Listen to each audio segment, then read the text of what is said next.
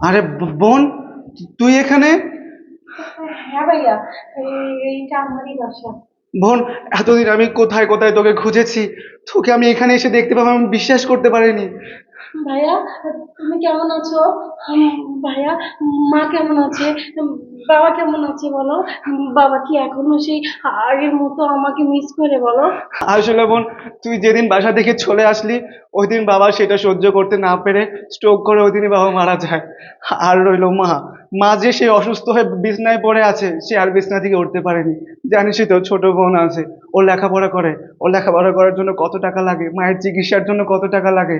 আমি কোনো কুল কিনারা না পেয়ে এই ডেলিভারি ম্যানের চাকরিটা নিয়েছি, কিন্তু এখানে এসে যে আমি তোকে দেখতে পাবো সেটা বুঝতে পারিনি বোন। এতদিন পরে আমি বোন তোকে খুঁজে পেলাম।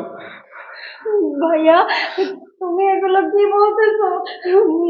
বাবা আমাদেরকে ছেড়ে চলে গেছে। বাবা, আমার বাবা। জানো, আমি তোমাদের থেকে আসার পরে আমি অনেক চেষ্টা করেছি তোমাদের কাছে ফিরে যাওয়ার জন্য, কিন্তু আমি পারিনি। আমি ভুল করেছি ভাইয়া। আমি যদি সেদিন না আসতাম তাহলে হয়তো আজকে আমার বাবা এই দুনিয়াতে বেঁচে থাকতো। আমার মা মা কবেই সুস্থ হয়ে যেত। আমার এই পরিবারটা কত সুন্দর সুখের একটা নীড় ছিল। আমার একটা ভুলের কারণে আমাদের আমাদের সবকিছু এলোমেলো হয়ে গেল। ভাইয়া, ভাইয়া মিলি কেমন আছে? মিলি এখন কত বড় হয়েছে বলো না?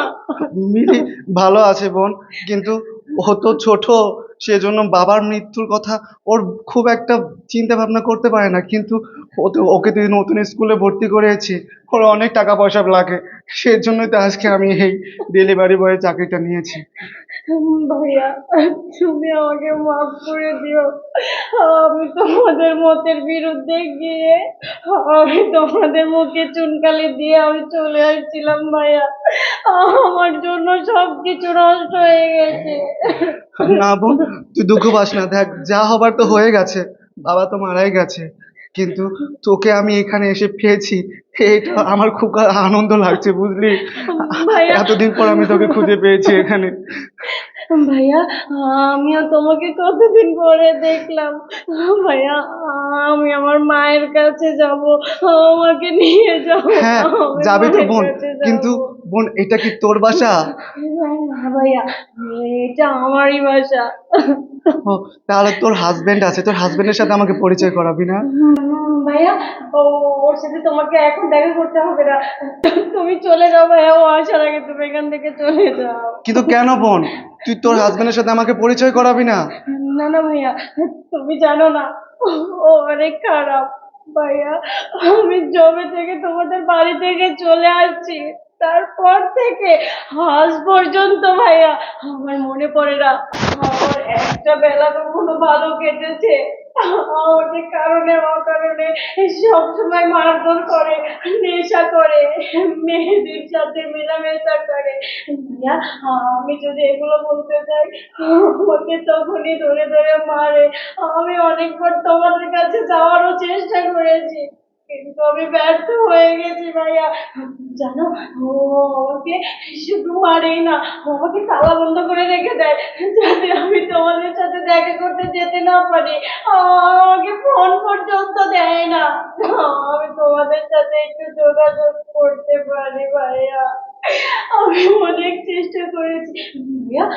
তো তুমি না এখান থেকে চলে যাও। ও আমাকে যদি তোমার সাথে দেখে কি নাকি ভেবে আমাকে আবার মারবে ভাইয়া। তুমি চলে যাও ভাইয়া, প্লিজ চলে যাও ভাইয়া। তুমি এখানে থেকো না ভাইয়া, তুমি চলে যাও, প্লিজ চলে যাও। নূপুর, নূপুর, নূপুর, এই কে? তোকে না ঘর থেকে বেরোতে মানা করছি, হ্যাঁ? আর এটা কে? হ্যাঁ, ও তুমি এখন আমাকে বাদ দিয়ে পর পুরুষের সঙ্গে তুমি এখন লটর পটর করতেছো কি রে? এই, মুখ সামলে কথা বলবেন। পরপুরুষ মানে আপনি চিনেন আমি ওর কে হই? আমি ওর আপন ভাই হই। আরে এই, তুই না ওকে ভালোবেসে বিয়ে করেছিলিস? এরকম একটা অমানুষকে তুই কিভাবে ভালোবেসে বিয়ে করলি, যে কিনা আমারই সামনে তোর গায়ে হাত তুলছে? এই জানোয়ার, তুই আমারই সামনে আমার বোনের গায়ে হাত তুলিস? তুই কি করে ভাবছিস আমি তোকে এমনি এমনি ছেড়ে দেবো? কোনোভাবেই ছাড়বো না, আমি তোকে পুলিশে দেবো, আমি তোকে পুলিশে দেবো। না না ভাইয়া, তুমি এত পাগলামি করো না ভাইয়া। ও যেমনই হোক, ও তো আমার স্বামী, বলো, তুমি ওকে মাফ করে দাও। এই জানোয়ারটা কি করে তোর হাজবেন্ড হতে পারে? এই শোন, তোর জন্য ও আমাদের পরিবার ছেড়ে তোর কাছে চলে এসেছিল, আর তোর জন্য আমার বাবা মারা গেছে, তোর জন্য আমার মা অসুস্থ হয়েছে, আমাদের পুরো পরিবারটা নিঃস্ব হয়ে গেছে। এই তোকে আমি পুলিশে দেবো। না না না, আমাকে পুলিশে দিয়েন না। আসলে আমি আমার ভুলটা বুঝতে পেরেছি। আমি বুঝতে পারিনি যে নূপুরের ভাই হন আপনি।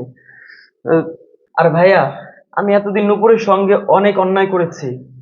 আমি চাই না আর কোনোদিন নূপুরের সঙ্গে অন্যায় করি। আমি এখন থেকে ভালো হয়ে যাব, আমার ভুলটা আমি বুঝতে পেরেছি।